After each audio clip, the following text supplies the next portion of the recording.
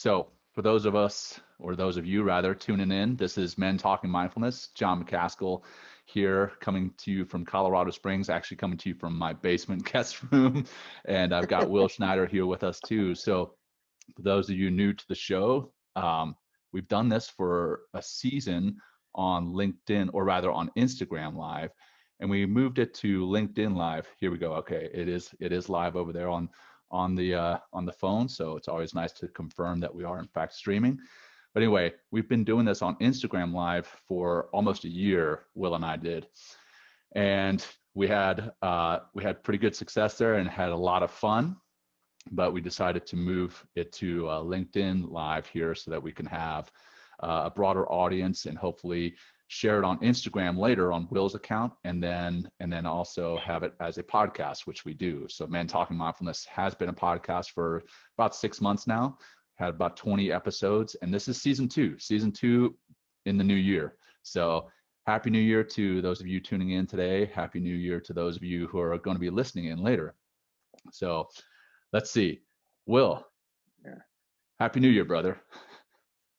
John, happy New Year to you too. Thank you so much. I live in New York City, but I'm upstate right now at a friend's place, and they gave me their master suite. I don't know how I ended up Nice. getting this ridiculous room on 50 acres of farm, but yeah, happy New Year. I'm excited to be on LinkedIn Live, sharing our Men Talking Mindfulness and what we've experienced as mindfulness practitioners and teachers. So really excited to join you, John. New Year's Day, like I can't believe we're doing this on January 1st, and I'm actually not hungover or something. So it's good to be here. Yep. Yep. So let's see. I've got some comments here. Hopefully it says your connection is bad. Can't hear your voice. Well, hopefully that'll clear up in the next few minutes. But hey, like we've said in the past, it's it is raw, uncut, and unapologetic. Again, I'm broadcasting from my home out on a farm in the basement, so maybe the connection isn't that great. But bottom line, we're here. Happy New Year, and we're here to do Men Talking Mindfulness. That said, the way that we normally kick this off and wrap it up is some type of grounding practice Mhm. led by Will and myself, and we have and we've got some plans for 2021.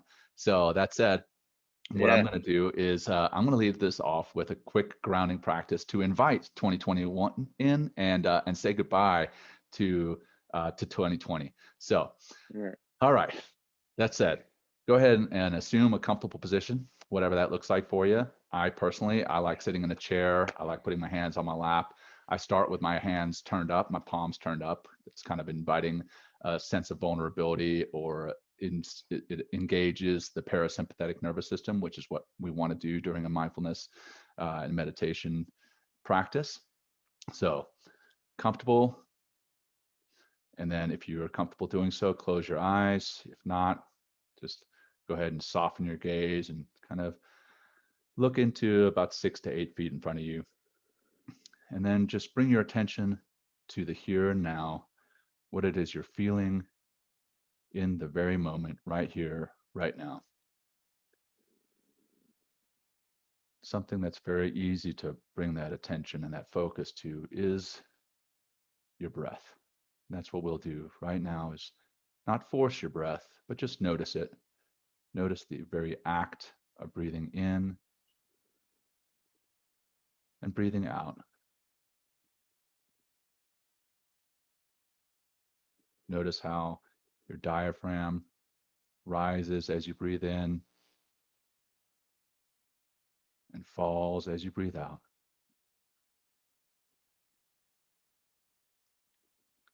Rises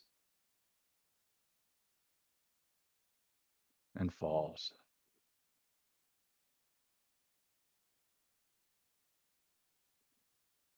And now just think about this last year, 2020, the fact that it is over.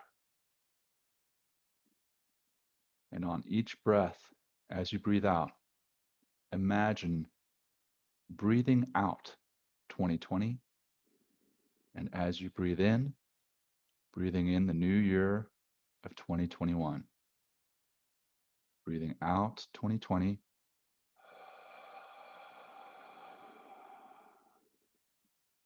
and breathing in 2021. And letting go of 2020 as you breathe out.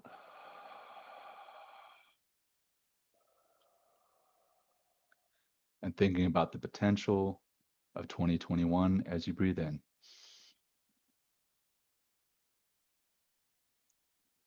Breathing out 2020.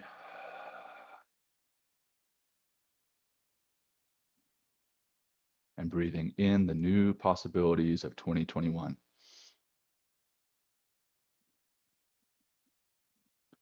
Finally, letting go of 2020.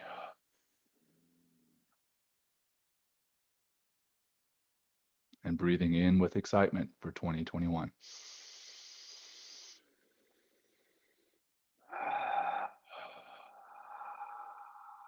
Now, slowly bring your attention back to the here, the now. Do one last deep cleansing breath, breathing into your belly, into your chest. Hold it for a second and let it go. And when you're ready, go ahead and invite some movement back into your body and slowly either refocus your gaze or open your eyes. All right, here we are. Thank you, John. Thank you for that. That was beautiful. Yeah, thank you for letting me go through that. So again, here we are, Men Talking Mindfulness on LinkedIn Live, and hopefully the podcast will sound okay because we are recording this, and again streaming from my basement guest bedroom with my kids right outside the door. But we are unapologetic about the show, and it's raw and uncut. So here we are. So what we've done in the past is we've done Men Talking Mindfulness, where we've gone through, hey, what it is to be a man, what it is to be expected in society. You can see my daughter bouncing around on the bed behind me. She just came in. Awesome. So, hey, we knew this was going to happen. So right anyhow, on cue, dude. Right on cue, John. Right on. Right on cue.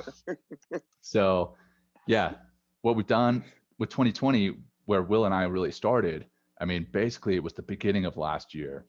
And where were we? We were going through an impeachment process. There were fires. There was racial injustice. And then obviously COVID started, and people started working from home. And I mean, so much stuff has happened in 2020, and we covered a lot of that.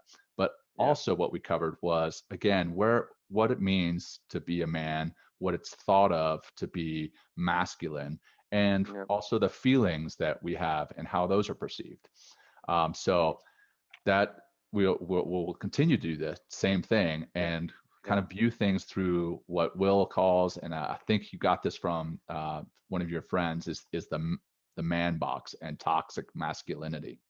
Yeah. So over to you, Will, to talk any about that, or what you're anticipating for the future of the show, or what we've done in the past, man. Over to you. Yeah, well, I think it's like, I love the awareness that we're already creating with Men Talking Mindfulness, and we say in the introduction of the podcast, it's like filtering things through the man box, which is like these hetero masculine norms that are just kind of instilled on us as children, and then into early adolescence, and then even into manhood, that that we're not even really aware that, like, how it's really affecting us as a person, as in our relationships, in our jobs, in our lives, with ourselves. And it's like, I'm just excited that we're bringing this awareness, finding this awareness, and then being able to talk to it, and then using mindfulness as a tool in order to shift that script. So yeah, we're also going to have, like, what is it, February 5th, we're having Liz Plank on, who wrote a book called definitely looking For the forward Love to that. of Men. Yeah, she wrote a really, I mean, I've kind of dove into the book. I'm on like my second not second read, but my second, like, first 20, 30 pages of the book. So I'm going back.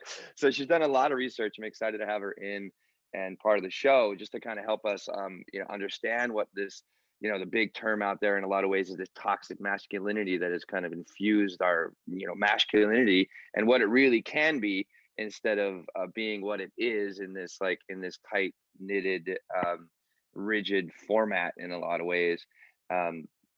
So yeah, John, this is going to be I'm excited to be on LinkedIn and also help not just men, because this is helpful for everybody, Sure. but 100%. helping people, helping people like really understanding how powerful mindfulness can be for their for their relationships, for their business, for their lives. Um, so here we are, John. Thanks for this Yeah. is great that we get a chance to do this. Yeah. And we'll keep this particular episode pretty short, being that it Yeah, is New Year's Day. But for those of you who haven't tuned in before, um, quick intros and how we got into mindfulness, because I think that's an yeah, important foundation to lay. absolutely. So it's not just two dudes who are just throwing those terms out and All right. people actually realize who we are and why we got into this. So Will, I'll let you kind of kick off your journey, how you got started, and Sure. then I'll jump in with mine. Well, I think I was stuffed in that man box, and but not even just the man box. It was like just stuffed into a way of being. Like this like I was given my prescription or who I should be given to me by my. This is who I want you to be, kind of by my family, by my parents, um, and mindfulness has helped to just really help flip that script. Like I got to a point in my life where my heart was broken. I didn't know what was left or right or what was up or down, and that's when I really started journaling. Is really what my mindfulness journey started, and then meditation came, and then I started practicing yoga back in like 2000, 2002, 2003. I'm teaching it to this day, and mindfulness has just always been a an incredible resource for me to understand myself on a deeper level, which helps me understand everything else in my life. Um, and the big things that I've seen really has helped me with is like just a great sense of patience and confidence. And I teach it. I have I have willnotfear.com is my label, and where you can find all my classes and stuff. I offer meditation classes and a nice wake up class as well as yoga. And I'm teaching in all different companies, and I'm teaching in a high school in California right now, just teaching people really simple mindfulness techniques. And it just carries me forward, John. Somehow, mindfulness is just like because how and the effects it's had on me and the effects I see it have on students as well as other people that are practicing mindfulness. Um, I just feel so passionate about it and so heartfelt, and it's just such a great place to be in the world, especially coming through 2020, moving into 2021. Amen to that. We're like, yeah, everybody. It's like where everyone, I'm sure, like yourself, John, with Veterans Path and the other work you're doing. There was this massive uptick, like April, May, June, July, of just like, whoa, like I want to meditate, I want to do mindfulness. I just got a news back from my Google ad technician. He's like, yeah, I don't know why, or I don't know what's going on, but like your breath and meditation lab is just really blowing up right now. There you People are go. searching for meditation. So it's Yeah. like, not like I'm, converting a bunch of students right now, but people are searching for this is kind of my point. And then, through that constant, like, hey, let's get out. I just want to like teach, teach, teach. This is how we ended up like getting in a conversation, but like, let's do something live. And here we are, helping not just ourselves and each other, but like a broader um, a broader audience. So Yeah, I that's love that you hit on that, man, because this does help me every week that we get together to talk mhm. mindfulness. Just being present in the here and now to discuss mindfulness is that's helpful every week for me, and I always feel more Yeah, grounded after our conversations. yeah, So if you are tuning in for the first time, the plan is to have this every Friday during the same time block, and yeah, hopefully as you listen or watch you can get more grounded and yeah, walk away from this hour feeling better, feeling de-stressed, and maybe more productive, whatever the case may be. But mindfulness and meditation does help with all that. And so that yeah, goes to my background and yeah. how I got into it. And Will, I love your background, man. I think it's powerful. And the you didn't hit on the travel stuff that you've done with Oh, your I travel. know. So There's a lot. I mean, it's like it's amazing how it comes full circle, John. How it all comes yeah, kind of back around, and it's like, yeah. But please tell us about yeah. like how you've tried. I'm sure another episode we'll talk about some of the other Sure, layers of like how I sure. got to where I am. But Peel back the onion, right? I know it's like, yeah, yeah, exactly. Yep. Yeah. So how I got into it, uh, I'm a retired Navy SEAL commander, retired just this past August, and had been in the Navy for 24 years and in the Navy SEAL teams since 2003, so about 17 years. And through that time in the SEAL teams and through the Navy, just in general, I had some ups and downs, and really ended up battling with some survivor guilt, which I Mm, honestly didn't even know it was survivor guilt at the time. Some things had happened. We lost some good friends, and I came back from a deployment and just kind of boxed all that stuff away because I was like, hey, I don't have time to deal with that. I'll deal with it later, if at all. And came back and started looking at the next deployment and the next what we call a workup cycle to get ready for that next deployment. So, at the time I was a platoon commander, running around with 15 or 16 other guys, getting them ready to deploy on their next deployment. mm, And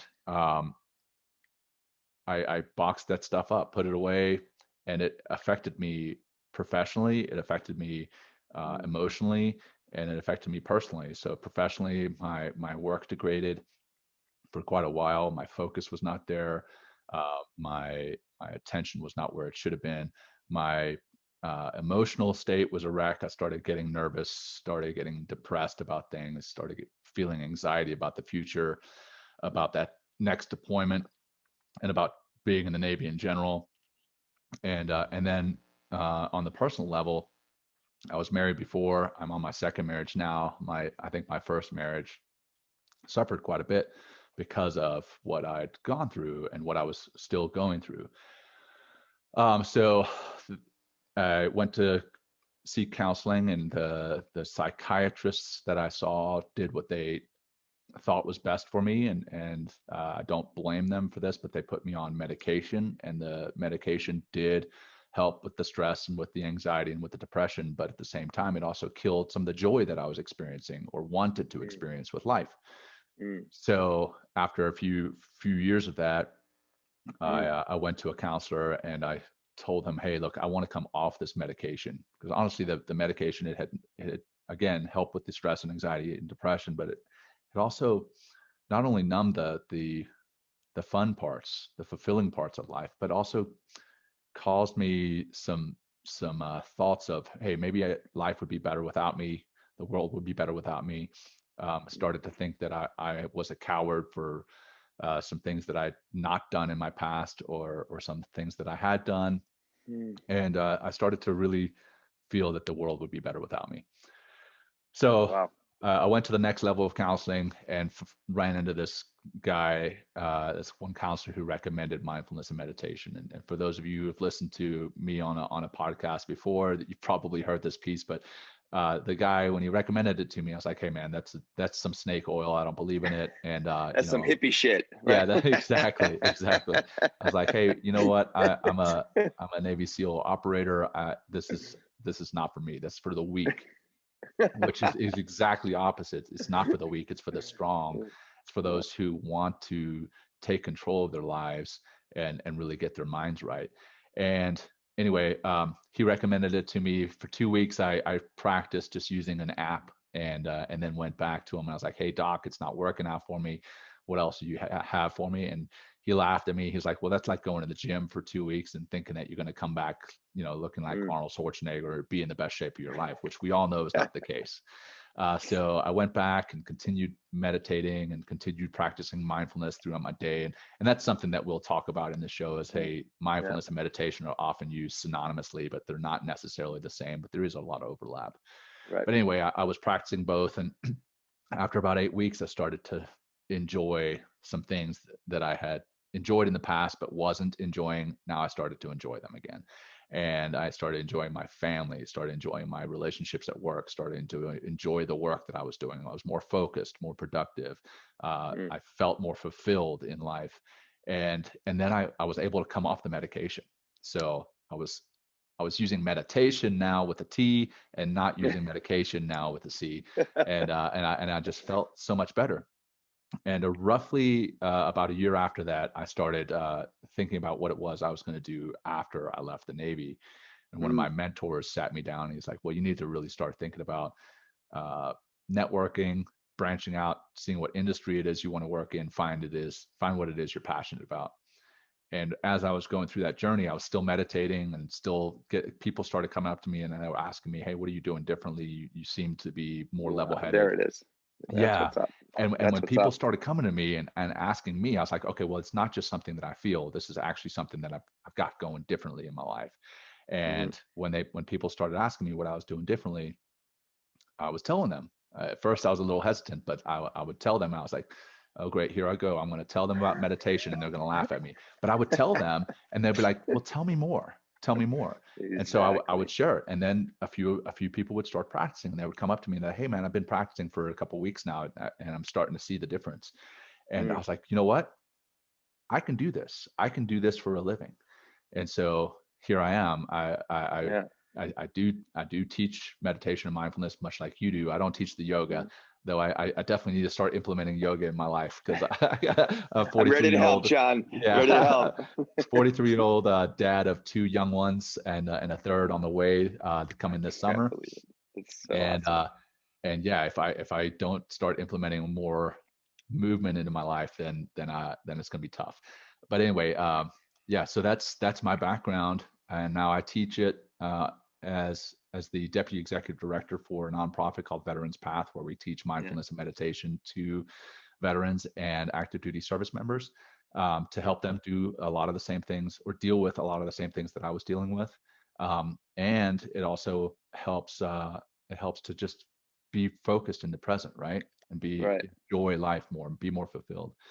And then Yeah. I also do it kind of like you do, Will, on the side. I teach mindfulness and meditation to corporate teams because it Yeah. does help them to be more focused and more productive at work. But the Hmm. part that I'm really concerned about with the corporate teams is just having happier and healthier workforces Yeah. because Or just more um, calm, just yeah, calm yeah, them down. absolutely. It's so much of that. So Well, yeah, let me ask you, John, though, if because you really touched on an important point. I think it'd be very helpful to hear more about it. It's like, you mentioned you went to the doc and he's like, hey, dude, try meditation, try this app, and there's 2 weeks. yeah. You're like, no, it's not working. Like, at what point, like beyond those 2 weeks, did you start to like feel a difference? And then at what point did you shift from medication to only meditation? Because I think it's like, Yeah. because I think that this is a really key point about, and we have a whole episode on season one about practice, about practicing.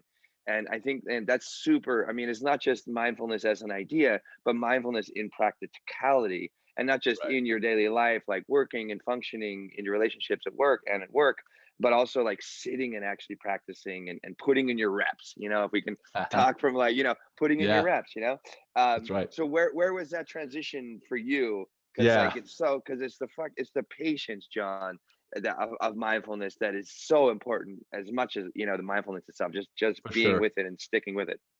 Yeah. So, I mean, much like the grounding practice that we did at the beginning, Yeah. you may have felt better from that practice in and of itself. So that was tapping into the parasympathetic nervous system, the vagus Mm, nerve. The parasympathetic nervous system is the rest and digest nervous system that's kind of calms things down. And so if you do a practice, you may feel the immediate effects right after that. mm, And that's great, but as soon as you go out into the real world outside your meditation practice, you may run into some jerk who cuts you off in traffic or whatever the case may be. And I say some jerk with air quotes because you never know what that person is doing. Maybe they're rushing to the hospital because they've got somebody in the car that's having a baby, or I don't know. So you that have no, but that's next level of mindfulness yeah, so thinking that's the to like actually compassion. consider somebody Right, else. Exactly. right. Thank you, John. Yeah. Yes. So the compassion or the empathy that comes with practice. But anyway, so that immediate practice and that immediate feeling of feeling better can go away pretty quickly if you get stressed out again. So Mm, you've tapped into the parasympathetic nervous system, but you haven't rewired your brain. And that rewiring takes, you know, somewhere around 8 weeks to happen. You open up yeah. new neural pathways and you continually practice and make a habit of it, we've all heard takes something like 21 days to make a habit. I think it's actually closer to 60 days, which is about 66. Yeah. 66 days, right? Which is about Mhm. 8 weeks, somewhere around there. Yep. And if you practice for 8 or 9 weeks, you're actually opening up new neural pathways and literally rewiring your brain. Yep. So yes, when I was practicing for those times in the morning, for a few minutes here and there using that app, then I would go to work and somebody would cut me off, or my boss would be giving me a task and I would get stressed out again. I was like, oh, this meditation stuff, it doesn't work. But it would. If I continued to practice, that's when it opened up those new neural pathways and Mhm. turned off the reaction of the amygdala, the fight or flight reaction of the amygdala, and Right. turned on Right. the response of the prefrontal cortex, the more rational part of your brain. Yeah. So yeah, talking about how long it took. Yeah, I felt those immediate Right. effects right after a practice, but then those immediate effects went away. The long-term lasting effects took about 8 or 9 weeks, and that's when I really felt a difference in my life. And Wow. that's when Wow. I came off of medication. So once I was like, hey, you know what? I feel That's better. awesome. I was like, I'm going to cut it off, and I cut it off cold turkey. I don't recommend that for just Yeah. anyone. And the Right. only reason I was able to do it was because I was continuing to see a counselor and I was practicing meditation. So uh, definitely do not recommend that, because there were some downsides to coming off cold turkey, but luckily I did have meditation to fall back on and Mm. counseling. So Mm. yeah, that's how long it took, and that's when I came off of it. Well, and even at that, after that, like 10 week period, this is also the people in your life that were saying, "Hey, something's different with you." That happened. It was a little later or around the same time. I'm just curious because, like, Yeah, I know that experience. Like, what are you doing differently? Like, you seem happier and you seem more relaxed, and I was like, and you don't even realize it. You're just like being who you are, right. and mindfulness and the meditation just kind of naturally bring up our who we really are at our essence as people are loving beings. you know Yeah. so I'm sorry, so what Yeah, was that? so that was probably about 3 months after I started. Other people came up to me, and I'll use this analogy over and over, but it's much like the gym. You go to the gym for a month and you start to see a difference in the scale. You go to the gym for 2 weeks and you start to see a difference in the mirror. And you go to the gym for 3 months and other people start to see a difference in how you look, and Okay. and Yeah. they start commenting. Well, Right. I swear it's almost the exact same, in that it took about 3 months, when people started to come up to me and they're like, "Hey, man, what what are you doing differently?" And because when my boss would bring me a task in the past, I'd take that task and then be like, "Man," and like in my mind, kind of curse the situation, and then having these practices allowed me to respond. And hey, he brings me this task, I'll take it and be like, okay, I I'll take it for what it's worth. I'm reading a great book right now. And I've read it in the past, but I'm rereading it, called The Obstacle Is the Way. And Mm. it talks about how everything that happens, it can be objectively and subjectively analyzed or seen. So you could say, okay, that just happened and that sucks. So the part where you say, okay, that just happened, that's the objective part. And the part where you say, and that sucks, that's the subjective part. Well, Yeah. they talk about being much more objective in life. And I think that's what mindfulness helps you to do, is be much more objective, and really Yeah. just take a look at the situation for what it is and not what you think it is. So again, kicking in that rational part of the brain, that prefrontal cortex, Yeah. that's where I definitely started to see a difference in myself. And I think that's where people started to see a difference in me, is that I wasn't cursing when they brought me some task, or I wasn't, rumbling under my breath about the Getting boss. angry and or Yeah, like talking crap behind their back or something like that. yeah, But yeah, it's also exactly. I love the way you kind of put those two together. It's like, instead of losing weight, right? It's like go to the mirror, go to the gym. It's like I'm eating better, I'm working out, burning some calories, shedding weight. Like, mindfulness is helping us, or what I've learned and what you're kind of talking to, and what it does for so many other people is like you're shedding stress, like Yeah, the calories of stress and anxiety, and you're just like, so instead of it being you're losing weight, you're just losing more and more stress in a lot of ways, through right. the actual practice itself, because you're just like, oh, so it's almost like a daily rinse, which is really important, just to sit and practice and kind of kind of lets go of some of the stress during the day. But over time, it's like this accumulative effect of like, you're no longer like, there's no longer like this stress and anxiety and like kind of WTF to the world between me and you. You know what I Right. mean?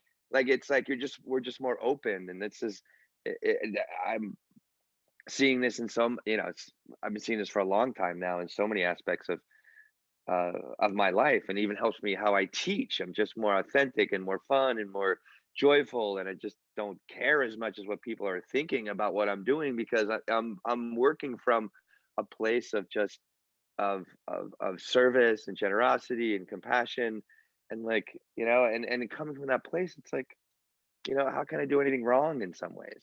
Right. Just like Yeah. I'm doing the best I can. You know what I mean? Yeah. So that's awesome. Good job. Yeah, well, man, I love the background. I love what we've talked about thus far. I want to look at Yeah. some of the comments that have come in thus far. Oh, please. Yeah. So we've got breathing in life and finding creativity and new opportunities in the spaces. Yep, definitely. One comment is, how does visualization and meditation carry over into daily life? And I think we've covered a lot of that there since Yeah. we've been speaking, but it absolutely covers. It carries over rather into daily life in that it can really settle your mind. And the analogy that I've Yeah. used again, and I'll continue to use this, is Yeah. the analogy of the snow globe. And Yeah. it feels almost as though without meditation or mindfulness, that as soon as I wake up in the morning and I check my phone and I see notifications and I see emails and I see social media and then I see texts, everything, that's like that snow globe going from a complete steady Yeah. state sitting on your shelf Mhm. to being shaken up, and now you can't see the little image that's inside that snow globe. Well, meditation and mindfulness allows you to set that snow globe back down and let some of that noise, the notifications, the emails, the texts kind of settle to the bottom. And now you can see that image and see what's really important in your life. And I think that's where mindfulness and meditation carry on to everyday life. And it helps you Yeah. to focus on what's important, helps to settle your mind, kind of block out some of that noise that's not important so that you can be more present for yourself, more present for your friends and family, more present for your Mhm. colleagues at work. So I think that's how it carries on into everyday life. Well, they And also, then, the guy, that person who commented mentioned visualization, yes, right? yes, So the yes, great. process of like calming that slow globe down, calming down that snow globe, right? And that helps us to access that, or give us the opportunity to visualize, okay, what do we want? Like, how do I want to show up today? Right. And that could be in the meditation itself, just being like, I'm going to be more joyful today, or I'm going to be more patient with myself and everybody else, and do the best I can, and seeing yourself doing it in a meditation. And first is like calming the body, calming the mind, calming all those snowflakes of that snow globe, and then being able to access like, oh wait, here I am. And I'm saying this as I'm imagining myself sitting in meditation. It's like, here I am. It's like, okay, sometimes a mantra I use in a meditation, John, often is just, I live with ease. I live with Yes. ease. And then as I say that, and as the energy of that mantra, which is a phrase, um, I start to begin to experience my life with ease. I begin to see myself like, working with more ease, doing our podcast with just, instead of like anxious or stressed, like, oh my God, am I nervous? It's like, no, it's going to be okay. You know what I mean? It's Yeah. like, it's because I'm doing the best I can, and I'm doing it joyfully, and I'm doing it with someone I really love. And it's like we're having a good time doing this. So Right. like that visual, so it's like, it's calming the mind and the body by using the techniques and the practices, and then we can even go deeper by accessing, visualization. And that visualization can be whatever you want it to be. It's like you can sit yourself and imagine yourself stepping into, that big meeting that you have, or you're the big presenter with all your like 25 slides or something like that, and seeing yourself grounding, talking, and moving through that presentation in a way that allows you to be, or continue seeing yourself doing it brilliantly, or at least doing the best you can. So Yes.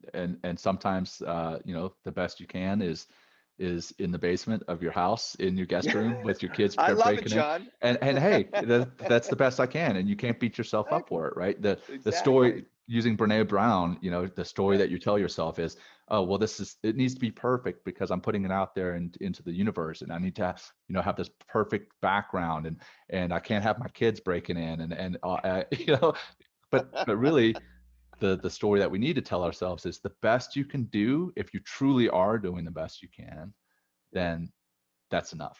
So, Right. hey, Right. so got a couple of other comments here. Yeah. Go for it. So let's see. Um, one says it lets me actually prioritize my values, which is important if you're Absolutely. truly Yeah. It's living a your values. self-reflection. Yeah, Self-reflection. self-reflection. Yeah, Yeah. absolutely. And then see, like the snow globe analogy, what's really important. Yep, bring that into focus. And then thanks for bringing up the topic of masculinity. That's actually from my brother-in-law, not my brother-in-law who's been very sick, but one of my many other brother-in-laws. But he's What's tuned in. So up? What's his so name? thanks. His name is Nathan White. Hey, Uh, Nathan. yeah, so Thanks for great to have commenting. you, Nathan. Cool. Well, that's I think we should probably bring it up, wrap it up. Yeah. And I know you had a Yeah. breathing triage that you wanted to introduce the Yeah. crew to. So Yeah. let's do that, man. Yeah. Well, hey, thanks. This has been fun, John. This has been great intro. Great start in my book. Great start. um, but let's all right, so we're gonna do a really simple breathing technique. I've heard it named like the triage breath, which triage is for like that urgent or emergency kind of situation that you're just really feeling overwhelmed or flushed or fluttered with stress or anxiety or whatever those feelings are coming up for you.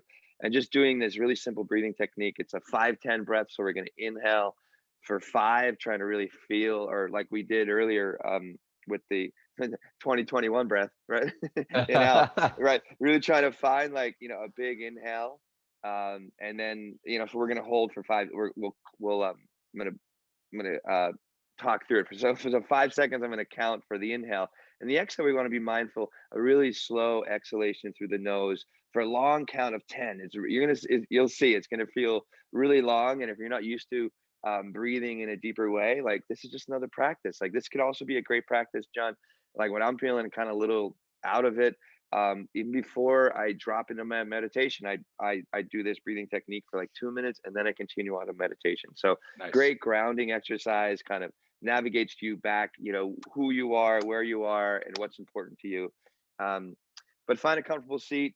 Try. I always suggest not like slouching in a chair, because that just that literally closes your chest and closes your lungs, so you lose that ability to take a big breath. Um, have a nice long spine. If you want to lie down for this, go right ahead, no big deal. You can bring your hands. You can actually ground our hands down on our thighs. That's like I'm kind of closing the palms down and helping us to ground a little bit more. That'll help us hopefully to find more of our breath. But let's just do this for 5 rounds, and let's just start with an exhale. Let it go out.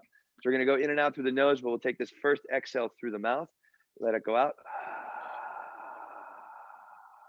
And here we go. Inhaling through the nose, big breath for 5, 4, 3, 2, 1. Hold the breath just for a moment, and really slow on the exhale for 10, 9, 8. Exhaling through the nose. Keep going. 5, 4, 3, 2, 1. Let's keep going. Big breath in for 5.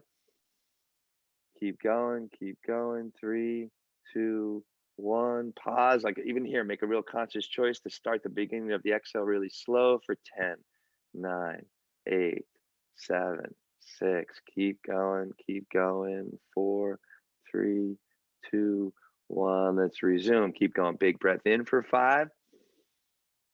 More. 2, 1. Hold just for a moment, and really soft and slow exhale for 10, 9, 8. Nice and easy. Keep going. 4, 3, 2, 1. Let's keep going. 2 more rounds. Inhale. 5, 4. Hold. Exhale. 10, 9, 8. Keep going. Smooth. 2, 1. Last breath in for 5. Bigger if you can. Bigger. Very nice.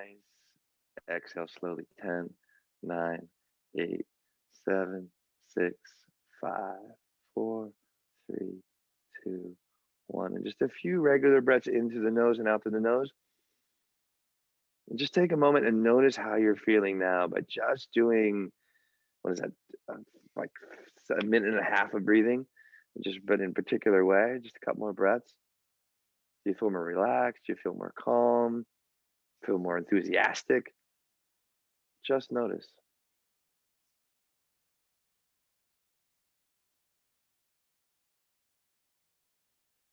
And when you're ready, open your eyes and thank yourself for listening to our first episode of season 2 on Mind Talking Mindfulness. Thank you, John, for today.